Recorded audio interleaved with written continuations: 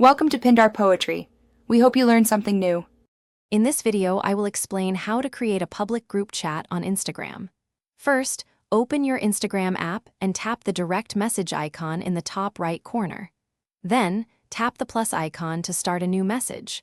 Select all the people you want to include in your group chat. After selecting your members, tap Chat to proceed. You'll then be prompted to name your new group chat. Once your group chat is created, you'll need to adjust its settings to make it public.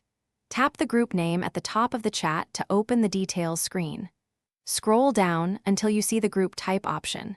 Tap on this and select public from the available choices. This action makes your group discoverable to others on Instagram, allowing new members to join easily. Managing a public group chat involves a few key steps. You can share the group's unique link to invite more people directly. Keep an eye on new member requests, as you'll typically need to approve them. If someone isn't contributing positively, you have the option to remove them from the group. Remember, a well-managed public chat fosters a better community experience for everyone involved. To ensure your public group chat thrives, establish clear rules and guidelines for all members. This helps maintain a positive and respectful environment. Actively engage with your community by posting questions, starting discussions, and responding to messages.